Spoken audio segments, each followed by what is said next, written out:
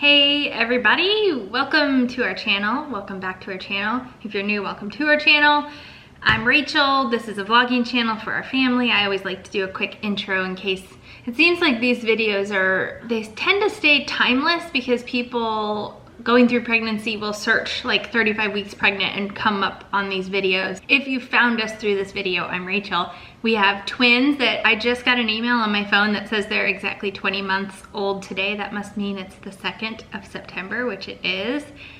Just crazy how fast time has gone. So the twins are 20 months old, and then in 25 days, we will have our third baby, which is a singleton. I'm really excited to meet the baby. I'm really excited to see how our family handles it. And I'm really excited to not be pregnant anymore. So while I'm talking, I'm gonna be rolling balls. I made a 6 times batch of these like energy balls that I'm in love with. I can try to remember to link a recipe, a rough recipe in the description below. I usually don't measure, and I almost never make them the exact same way every time. So I'll just leave what I go off of in the description and feel free to change it or manipulate it however you want. But I'm gonna be rolling these up because I'm freezing them for meal prepping purposes for when the baby comes, because it's undoubtedly gonna be very busy around here, and making balls like this is probably not gonna happen for a while. So anyway, I'm 35 weeks and 2 days, 3 days? Saturday, Sunday, Monday. Today's Monday. 35 weeks and 3 days pregnant. And I had tried to promise you and myself that I was going to be much better at doing pregnancy updates, because I literally didn't do one from like week 17 to week 30 or something. And these are fun for me to look back on too. So I am trying to do every 2 weeks until the baby's here. So this will be 35, then I'll have a 37, and then, I mean, maybe I'll do one the week I have my C-section. So I might as well just kick off. If you don't know, I've made the decision to have a C-section. I had a C-section with the twins, and for a variety of different reasons, I've chosen, and my doctor has agreed, that a C-section is going to be best for this birth as well. I don't have time to go into all of the reasons, but predominantly, there's a small risk that you can have a uterine rupture if you try for a VBAC, which is a vaginal birth after C-section, and I'm not a person that is okay with that risk, even though it's really small. And I just want to get the baby here safely on everybody's part. Like, I don't want to potentially risk mine and the baby's life trying for an experience that honestly, personally, I don't care that much about. I know it means a lot to some people, like the type of birth that you have, and some people really, really want that experience. It's just not me. So C-section is on the books for September 27th. Very, very exciting. It's just also, like, that's my personality, and I would never like put the babies in harm's way for this reason, but it matches up with my personality to be able to put a date on the calendar.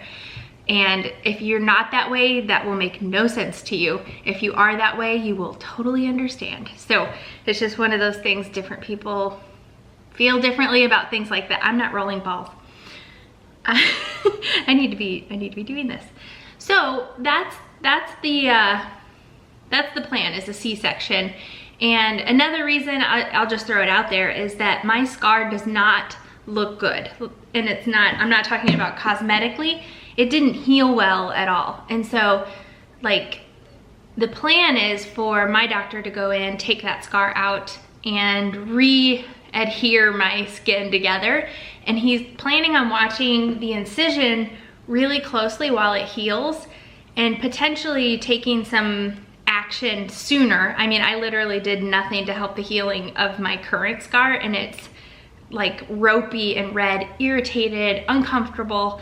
It's an inflamed scar. And so what he suggested is that we watch it very closely, possibly use some like those anti-scarring creams, and I'm not even sure what's in them, like the over-the-counter ones, but he said usually he starts with that. And it's not just cosmetic, like it's all about how the thing heals too. So start with that, and then if that's not working, maybe a steroid cream. If that's not working, then maybe steroid injections to help the scar heal. So that's the plan for the C-section. And I don't know if I can think of anything else. He does the C-section at 39 weeks because it complicates things if you accidentally go into labor beforehand. So he just does it at 39 weeks because that's full term and that's when the baby's ready. And it lowers your risk of going into into labor beforehand. So the last couple of weeks, what I've really noticed, the number one thing, and Brad can vouch for you on this one, is I'm ungodly tired. It's like first trimester tired. I don't know that any amount of sleep will help. I'm just really exhausted. And I didn't know if maybe I had a little bug or something. Like the other night, my stomach was really upset too, and I couldn't sleep very well because of course I'm 9 months pregnant now at this point. I think you're technically 9 months pregnant and it might be your 30, I guess it's your 36th week. The beginning, you're 9 months pregnant. Did you guys know pregnancy is actually 10 months? Because you're 9 months pregnant for a whole month. You deliver at 10 months. Anyway, neither here nor there. So I am really tired, and it's like any day that I have the opportunity to take a nap, I do, and I really don't feel rested even after that. So it's almost like I should just get stuff done instead. But I'm not getting quality sleep at night either. I'm obviously having to pee all the time, and there's that whole deal. So that might be part of it, and it might be that I'm just hitting my 3rd trimester. I'm carrying around more weight than I've carried the whole pregnancy, which is right. I mean, it's right in the normal range of where I should be, but it's still, I mean, you're heavier than your normal, so it's just extra work. I read a statistic that, and this isn't really pregnancy related, but it's breastfeeding related. A breastfeeding mother uses 30% of her energy intake to make breast milk. I wonder if for the twins that's 60%. So anyway, I wonder how much of your energy you use growing a human in utero. Fascinating. So anyway, more tired. I've been having a lot of contractions, lots. And I'm assuming Braxton Hicks because it's not progressing into actual labor. They're not painful, but they're uncomfortable. So my doctor said it would be really unlikely to be actually in labor without a lot of pain. And I'm sure most of you guys would agree that have been through labor before. I haven't, so I don't know. And I just feel like this discomfort and tightness that I'm feeling must be Braxton Hicks, but it's also very regular. Like I was tracking them. This video is gonna be really ahead, so you'll probably see the video in like a week where I'm tracking them and they get very regular. And it's unnerving, but it's also something that I think is just part of it, especially in a second pregnancy. So that's that. I've been a little itchy. Like around my belly, I've been a little bit more itchy. I use this stretch mark oil that I've absolutely fallen in love with. That last pregnancy I used bio oil because it was like supposedly the best. And I guess you can use that postpartum too. If you end up with stretch marks, you can use bio oil to help like reduce the appearance of them. But this one is it's like all natural oils, and it's a fraction of the price of bio oil. And I mean, I haven't ended up with any stretch marks this pregnancy. I didn't with the twins either, and I think it's mostly genetic, but I'll link the stretch mark oil that I've been using below because it's helping with the itching too. So, I mean, it helps a lot. It was a little bit unnerving. I guess it was Saturday and Sunday, my palms were itchy, and I kind of remembered that having something to do with pregnancy, or something about pregnancy and palms itching is possible. And so of course I Googled it, and that was a mistake because that could mean something called cholestasis or cholestasis, something like that, where your liver isn't functioning optimally and it could cause some bad side effects. And so if that hadn't gotten better, where I'm not really noticing it as much, then I would have called my doctor, but I haven't noticed it at all today. So I'll definitely mention it Wednesday at my doctor's appointment, which I'm on weekly doctor's appointments now. So I'll mention it then. But do you think that, like, just based on me having a day or two of itchy palms, that they would run blood work? I don't know either. That seems like something that is kind of dangerous. So probably, I don't know. I guess we'll see. Having fun? Having a blast. Good.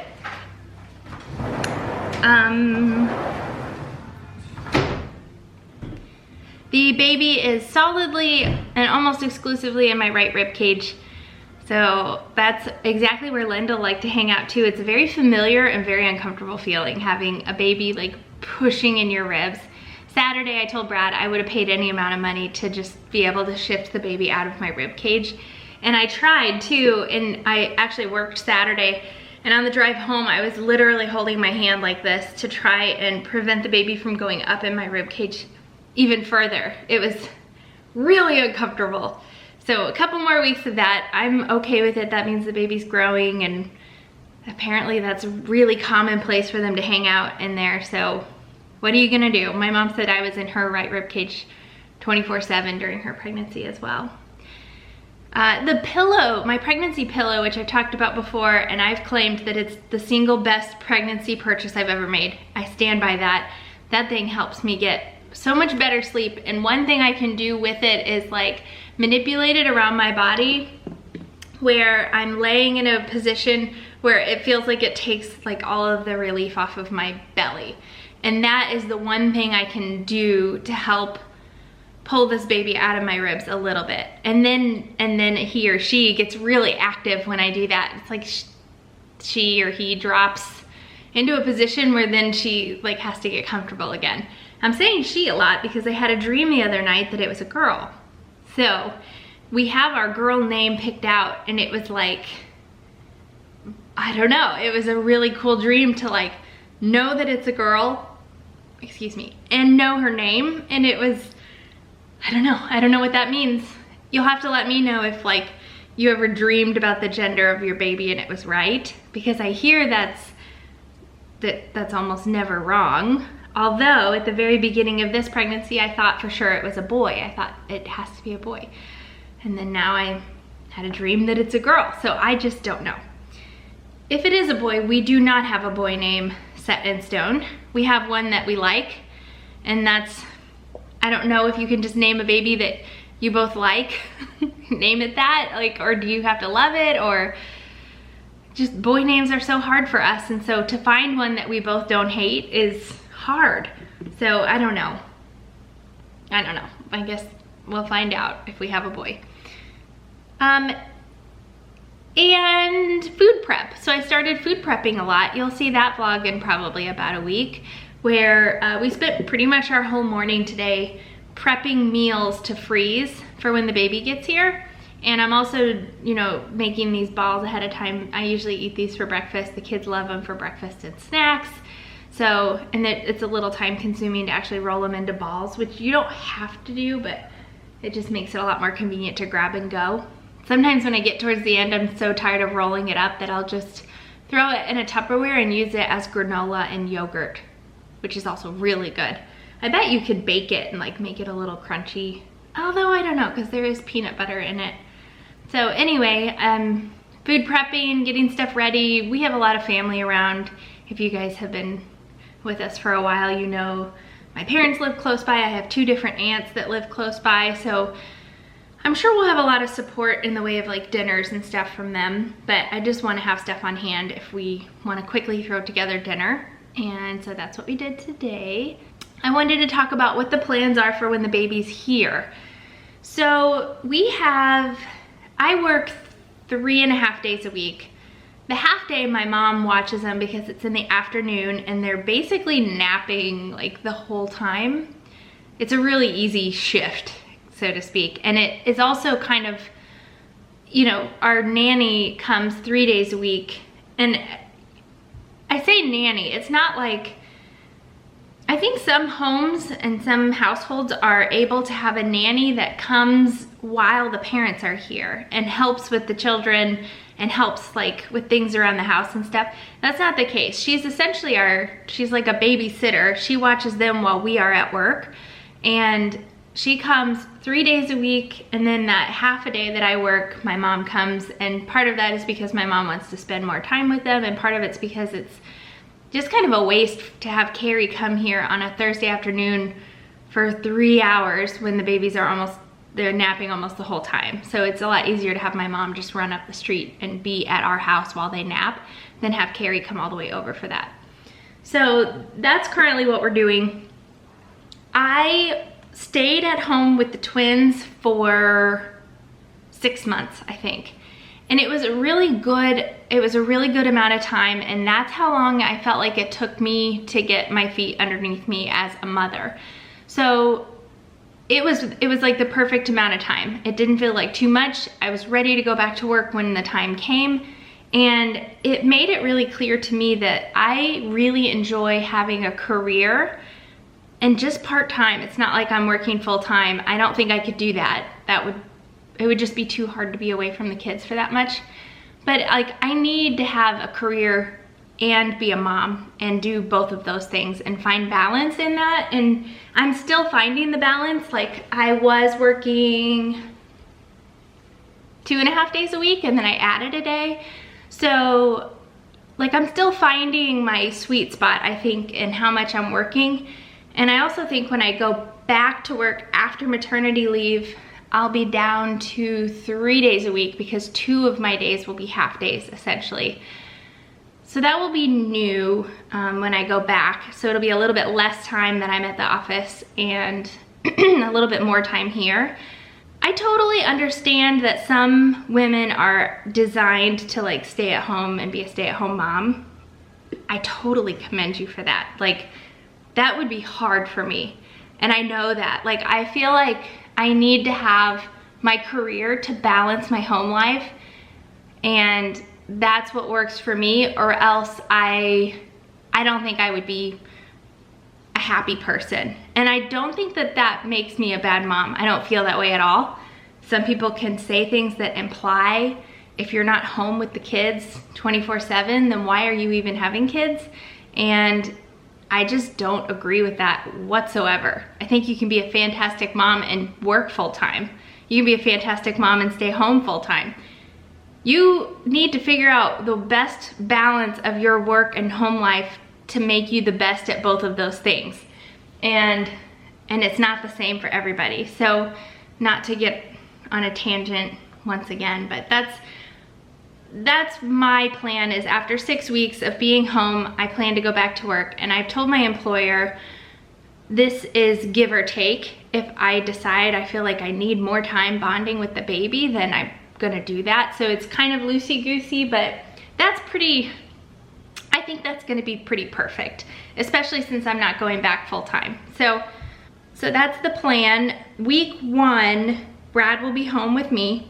Week 2 through 6, a combination of my mom, my sister-in-law, Carrie, our nanny, she's gonna come those 3 days a week, which it makes us sound like hoity-toity whatever, but like, we're really having to financially prepare to have me off work and to pay Carrie to come 3 days a week to help with the kids.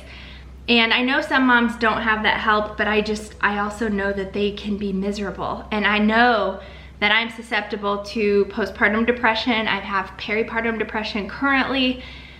Being thrust into a position where I'm caring for 3 kids, 2 toddlers, they're not even gonna be 2 years old yet, plus a newborn baby, recovering from a C-section, I'm not gonna be able to do it on my own, and I know that.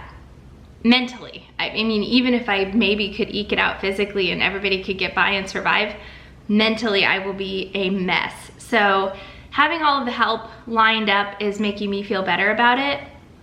Plus, someone made a really good point. I'm not gonna be able to lift the twins in theory until I'm 6 weeks postpartum, because that's the restrictions for recovering from a C-section. I just know there's gonna be a comment about, why aren't you trying for a VBAC? I said in the last video, I've already made up my mind. I've researched it. You really don't need to make that argument anyway. So I won't be able to lift the twins. I feel like 6 weeks is their standard, but I'm going to be asking at every visit I have, like, do you think I'm able to lift them, or just like put them in their crib? I obviously don't want to mess up my recovery in any way, but it's gonna be really hard to not lift them at all. So that's probably one of the things I'm most nervous about post-birth, post-delivery, is trying to keep things somewhat stable in our household for Bear and Lyndall, even with having a newborn. Just trying to keep their lives as stable as possible, and picking them up is one thing that I'm not gonna be able to do, and that's gonna be very different from what they're used to. So I think I'll probably do a lot of sitting and holding them on my lap and things like that. So anyway, that's my update for today. This ended up being way longer than I planned on. So I'm gonna finish rolling these balls here and do some laundry, and then we will probably see you tomorrow. And let's go ahead and do a bump update right here too.